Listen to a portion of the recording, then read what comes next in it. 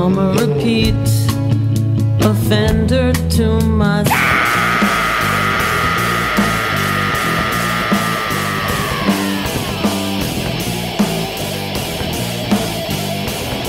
Hi, this is ReWandWho presents CaRoLeeN on the Scene. I'm CaRoLeeN Stewart, and I'm here with one of my many muses, Laina Dawes. How are you this morning? I'm fine, thank you. And I just want to personally say thank you so much for taking the time out of your schedule to interview me.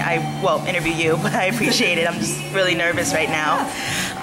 Now, the first question is, growing up in an adopted family from Kingston, Ontario, Canada, must have been, especially since you came adopted from a white family, must have been really difficult for you. Now, what was that like, being... Well, that's a long answer. I have a full battery. Yeah. Well, I think that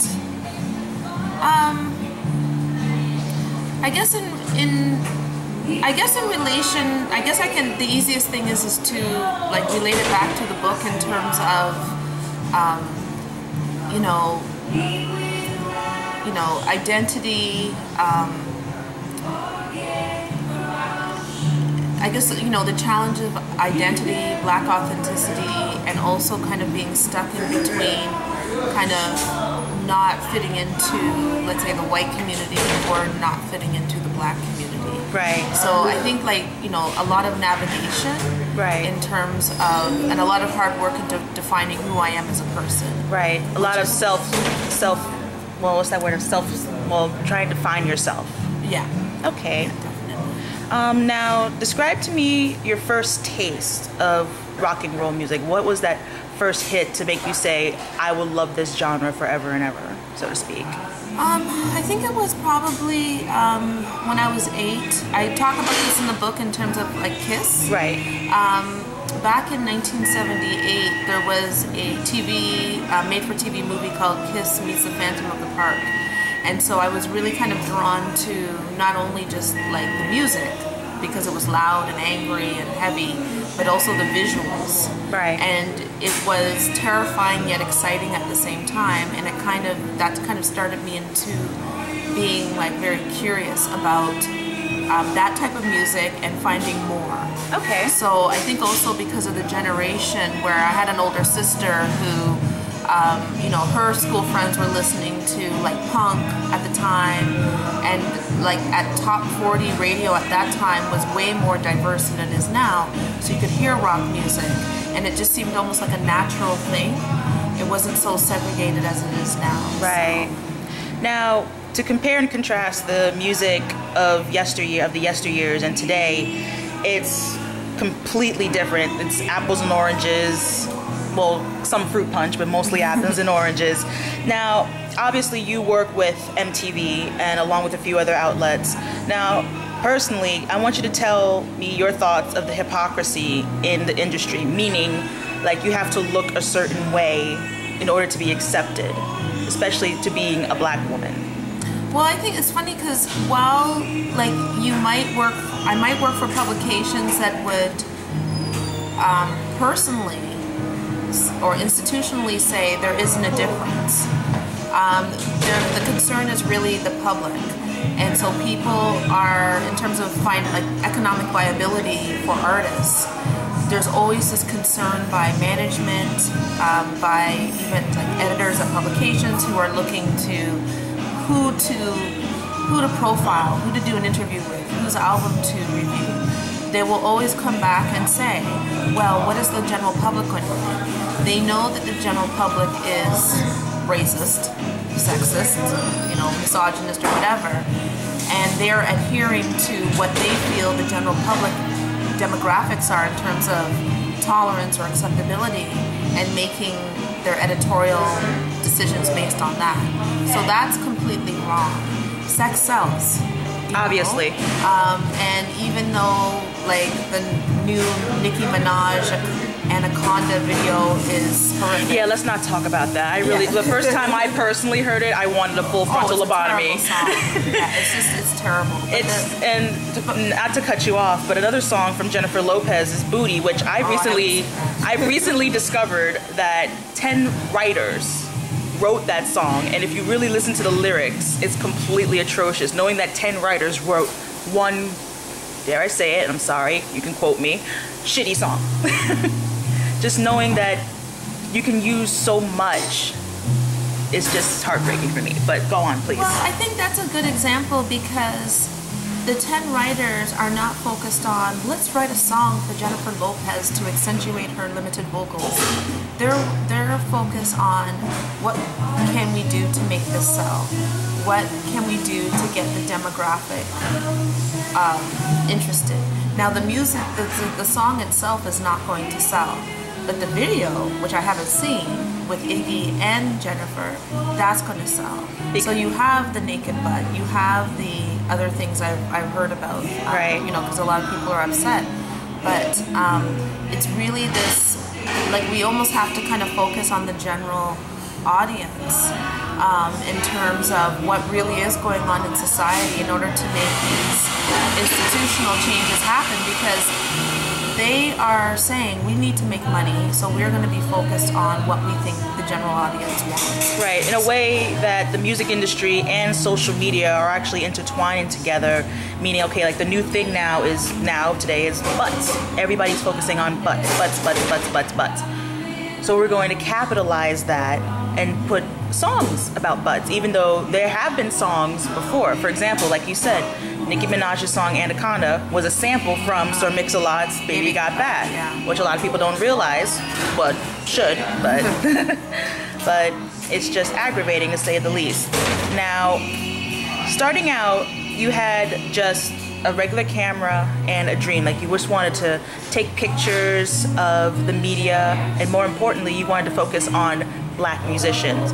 Now, I was gonna say, did you ever think, would you get this far? But I really want to rephrase that, meaning, like you mentioned in your book, that you went to one certain show, and out of nowhere, and I hate saying this word because it kills me, excuse me, you were called a nigger in front of your face. How did that feel? And it just hurts. To tell you the truth, personally, I actually cried during this book, and I'm sorry. No, I'm tearing up now as we speak, but I think that's I mean, you raise a good question, because people need to understand how that word hurts, and how when you're in this environment where, you know, the live concert environment is about enjoyment. You know, it's about having a good time. Everybody around you is having a great time. So when something comes at you so quickly, it just feels like you're a balloon and somebody's just taken a pin and popped it. And I was so mad because it ruined everything. It ruined a good show. It ruined, like, you know, the joy I got from taking great photos. I don't think I'll ever be able to reminisce about that show without thinking about that incident. And then I'm also expected, as a journalist, as a photographer, and as a Black woman, I need to get over it. Yeah. I think that hopefully in this book people need to kind of say, we can't get over it because you are trying to hurt our spirit. You are trying to dampen our spirit when you have absolutely no right to. And B, you know, we're all in this together, and we all have the right to enjoy and to participate in the scene together. Exactly. So it was, in some ways it was that, when I wrote about, I mean, there's a lot of other stories I could have written about. This one was a recent one, and this one was the one where I did have to say to myself, do I really want to continue doing this type of work? Because I'm like, if I'm going to, like, I busted my ass to get to this show. I am making very little money doing it. Do I really need to be assaulted on top of it? Exactly. And at my age, is it really worth putting myself through this BS when I could be at home watching TV? But my question, I think my side question would be, what is your secret in moving on to being a bigger person? Life is short, man, and I refuse. Like, the way how my life has been, where it's been there's been some good times and there's been some bad times, but there's always been this continual thread of bullshit. Absolutely. In terms of being told that you're nothing, being told that you can't do something, being told that you're limited in how far you're going to progress in an industry. And I just look at it as this is my life, and I know that if I don't do something, I'm going to hate myself. If I don't do something, then it's only I'm the only one to blame. You need to do whatever you need to do and want to do, because nobody A is going to do it for you, and B, in some ways, no one is really going to care whether you're going to do it or not. You have to do it to make yourself feel good and feel like you're accomplishing something. And more importantly, on top of it, like, this book was really to build a community of Black women and Black men and other people of color who have faced these same types of issues within the scene and feel like they have no one else to talk to. Right. I think it's really important for people to understand that there are issues of race and racism in the scene, but there's also some amazing things that happen in the scene too. You know, but we all need to understand that we're not alone, because we are visible minorities within this genre. Right. We do need to build a community, and I went through so many times, even that time when, you know, that incident that you talked about. In some ways, I didn't really have anyone to talk to, and I've been in the scene for a long ass time, and I didn't, like, my white male friends are not going to understand. My Black girlfriends at that time would not understand, because they're not into the music, and they're kind of like, why would you want to go anywhere? But this is my career, and this is my life, and this is something that makes me really feel passionate about. But I felt that it was really important to share these stories in order to build a community, to make sure that if somebody were to read the book, they would be like, okay, I don't feel alone by feeling ashamed. I don't feel alone by feeling embarrassed and then being mad that I was embarrassed when I had no reason to be embarrassed about it. We need kind of, you know, things that we can understand that we're not alone, you know, and that there is an issue, and that it's okay to feel certain feelings, but we also have the strength to continue to participate in the scene that sometimes isn't so friendly towards us. Right. Thank you so much. Now, being a Black woman in metal, obviously, is very, very difficult. It is a complete obstacle day by day. Now, naturally and statistically, we are naturally confident. Now, but being in a genre where is 100% white male, how do we overcome that? Well, I think that there, right, I guess from a music standpoint, there's a number of young women who are getting involved in the scene as musicians, and also as industry workers. So, like, people like me who are writers, photographers. I have a couple of friends that have their own websites and who are documenting the music scenes within the cities they live in. So I think that we are making inroads in terms of, like, you know, gravitating towards work within this genre that we're passionate about.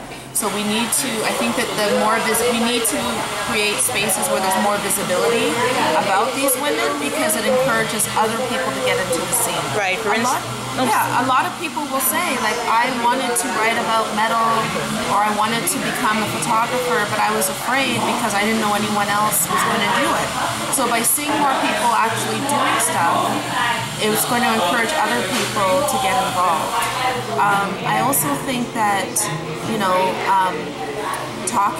one of the chapters in my book is the only one syndrome. So if you go to a show, you see other people of color. I mean, there's always this kind of weird resistance to saying, hi, I'm Black, you're Black, let's talk. Right. But I think building communities and making sure that for safety reasons it's important, especially as Black women. If shit goes down, you need somebody in that venue who's going to back you up. Exactly, because when you go to a show, no matter where you go, you feel the only dot of chocolate syrup in a gallon of milk, so to speak. Harsh as it may be, but it's reality. But yes, you do need a support system. Yeah. I agree.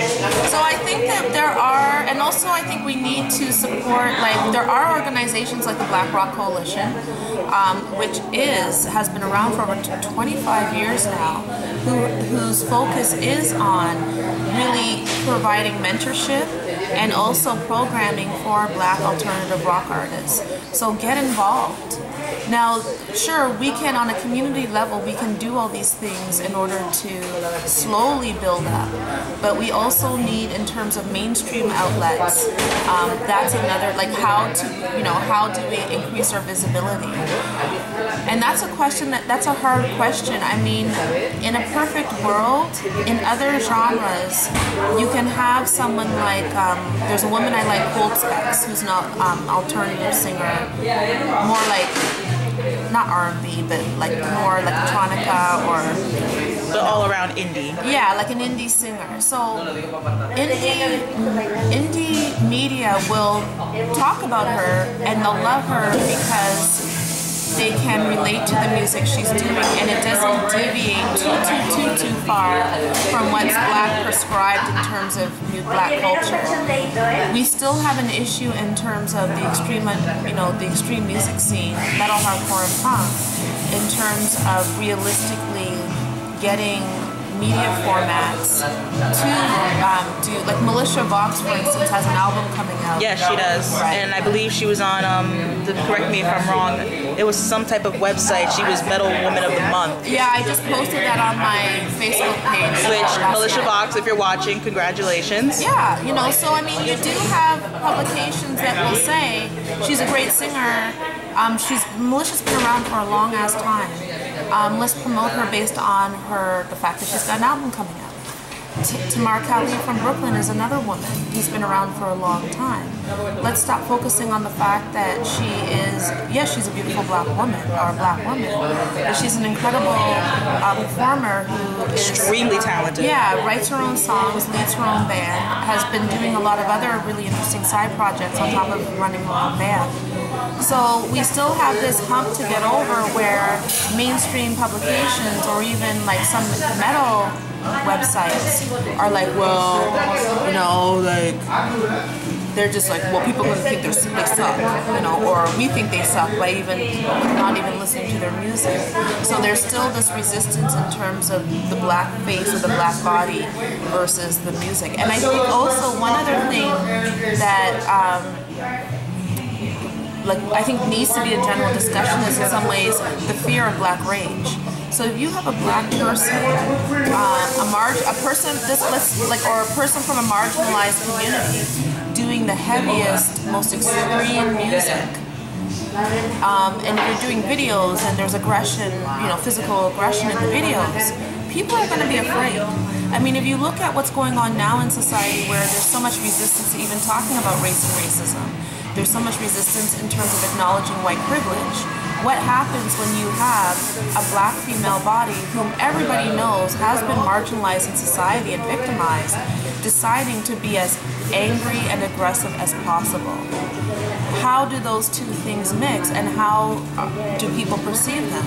And I would argue that there's still a healthy amount of fear that's based on saying, this woman is angry and she has a right to be angry, and I know she's got a right to be angry, and I'm confused, and it makes me scared, and it makes me conflicted. So why am I going to write an article on it? But sometimes even bands such as Mother's Finest, they can be angry, but they can be opinionated angry. Right. Or Living Color. Yes. Yeah. There's many different forms of being angry, but sadly with our pigmentation and our melanin, we're considered as a physical angry, that we're always talking negative, but our angry could be just oppression, like we're tired of it. We need to speak out, and music is our only outlet to speak out to. Yeah, definitely, which is why I think that I heavily encourage young Black women especially to, if you don't, sure, I can't sing, I have no musical talent, but get involved in the scene as a fan. Go to a show, let that anger out, let that rage out, let that aggression out of your body. You will feel better later. If you're passionate about the music, write about it. Shoot. do things because it makes you feel good and it makes you feel empowered and it makes you feel good by participating in a scene that really needs active participation. But I also think, like, if you look at Mother's Finest, Living Color, even Fishbone, early Fishbone, all of that music came out during a generation or during a decade where in some ways there was more of an allowance and a general acceptability for Black people to really speak their opinions within the media. That was a time when Spike Lee was doing the Malcolm X documentary. It was a time when, you know, we still had the residuals of, you know, hip-hop artists like Public Enemy. There was this weird thing going on in like the 90s and early 2000s where there was a platform. There was more of a platform for Black Americans to really speak about frustration, anger in the press. But we don't have that anymore. We don't have that anymore. I think that this summer, anybody who's been online can really tell you that the tides have, we've reverted back in terms of freedom of expression and thought within the media, where Mother's Finest can never put out an album like Black Radio or Black Radio will not play this album. They're never going to put out another album like that. Living Color has to be very careful about, I'm sure that like Living Color's coming out with a new album. I'm sure that you will get some politicization, but in some ways it's not going to be as big as it was when Vivid came out. And also you have 4 Black men, and it's going to be more accepted. Exactly. So we're living in a weird time where the resistance to us is so palatable. We have a lot of work to do, and unfortunately it's going to make things even harder for Black women artists, aggressive artists, to get out there. But it's still possible. Right. Now, the statistics in your book in the back, which for those you don't know, she is the author of the book, What Are You Doing Here? A Black Woman's Life and Liberation in the Heavy Metal. Now, when you go back to the book, you wrote some statistics in your book, which are eye-opening and, dare we say it, hard-hitting, but it's facts. What can we do to increase certain numbers? Now, for instance, there is a group that I'm in called Black Rockers, which, shout out to Nathan Oakley for making this, which the numbers are increasing and they're positive results. Yes, there are some rotten apples. We've just witnessed someone who's trolling, which a whole lot of the word, I hate that word, nigger, constantly on the feed. Now, how can we get everything on a positive note, or just let Black people know that listening to metal, punk, and hardcore is okay? That's a good question, and it's a good question, and take your time. Yeah, I you know what? Because something happened yesterday where, I mean, as somebody who just had a book out, it's still hard for me to get that acceptance within Black communities. There's really this thing about respectability politics and this fear that if we present ourselves outside of what is perceived as kind of Black life, that we're going to be an embarrassment. Well, let's say not an acceptance, but just more of a tolerance. Well, I don't believe in tolerance, because tolerance is like getting your period every month and having cramps. We tolerate the cramps. Yeah, we do. And I think that in terms of listening to music or actively participating in a culture, in terms of wanting to dress a certain way, there shouldn't be a tolerance. It should be, and in some ways there should be an acceptance. It should be, why don't you mind your own goddamn business and let me live my life as an individual? Well, I think that generally it's about seeing the individuality of people in general. Because I live in Bed-Stuy, and it's not even the greatest neighborhood to make this example, but occasionally I'll see a teenage young Black kid wearing skin-tight hipster jeans and riding a skateboard and has purple and green in his hair. He's 16. He's doing what his generation is doing. He's dressing like the kids in his high school are probably dressing, and what's cool. Why should we expect a 16-year-old boy to be something other than who he is allowed to be as a teenager in order to not make us feel embarrassed because he's different? So That's a really hard question because there's not a really easy solution. I think it's really just focusing on, for people, like building communities like Black rockers, and I'm a part of that too. Like building communities, building these spaces where we can communicate with each other, but really focusing on our individual traits as who we are outside of our ethnicity. I mean, I shouldn't say this. Focusing on how we can be both Black and proud to be Black, but also how we can assert our individuality within these spaces.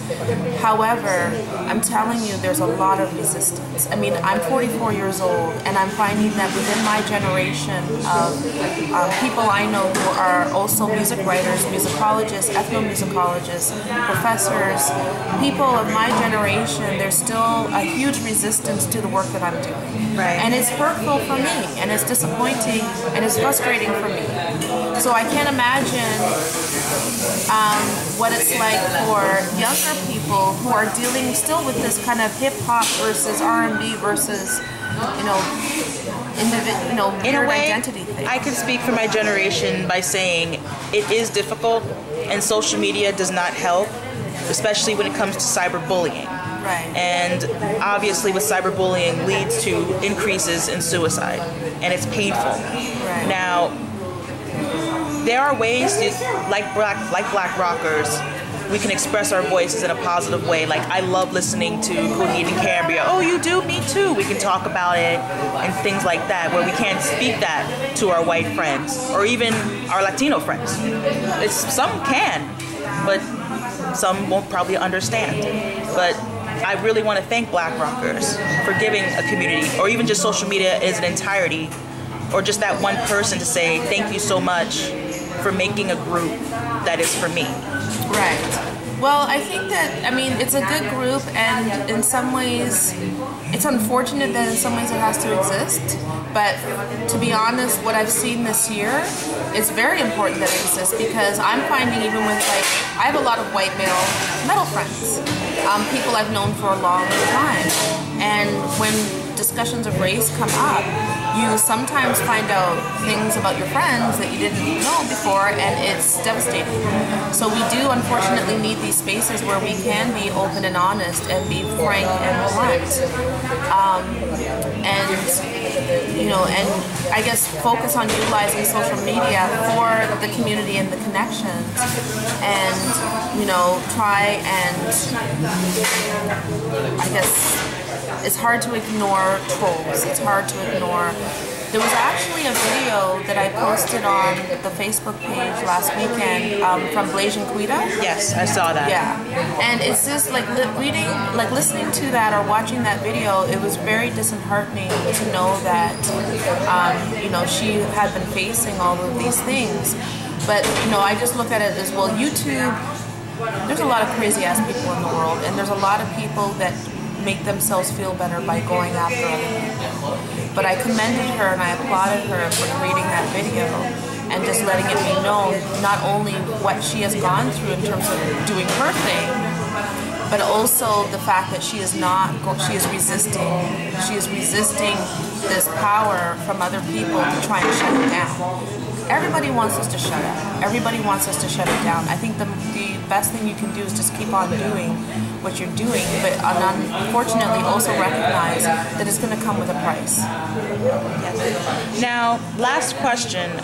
Now that you've found out that we exist, that there are Black people that do listen to metal, that do listen to punk, that do listen to hardcore, and not only do they listen to it, but they actually go to shows and participate, do you feel that this is mission accomplished, or you feel like your work is never done? No, the work is never done. I think it's been great to have met so many people in the last couple of years in terms of this book, but there's a lot of problems. And actually, as time has gone on, there's even more problems. There's more things that have come to the surface.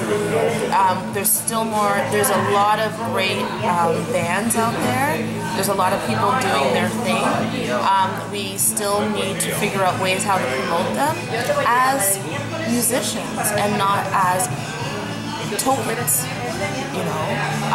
Unfortunately, we have Afro-punk, which in theory is great, but there's still a level of tokenism, and there's also this weird kind of dismissal of real issues that Black artists are dealing with.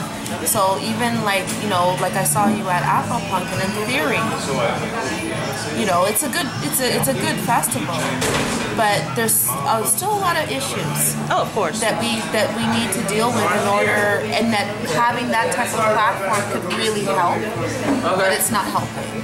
So no, I think actually it's brought more awareness in terms of like the challenges that have to be faced. But I think the main one is just getting people.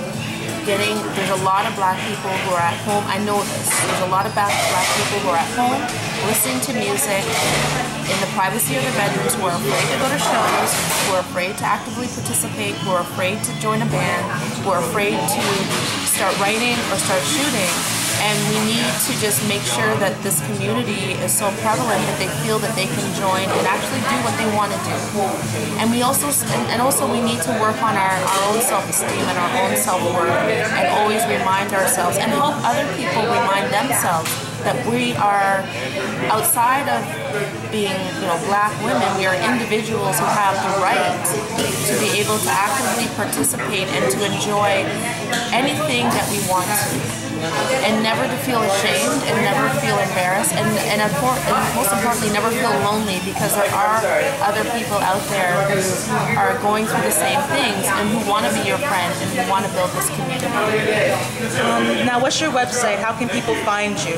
Okay. The best way right now, I'm in graduate school, so I've got like a bunch of stuff online and it's not up to date.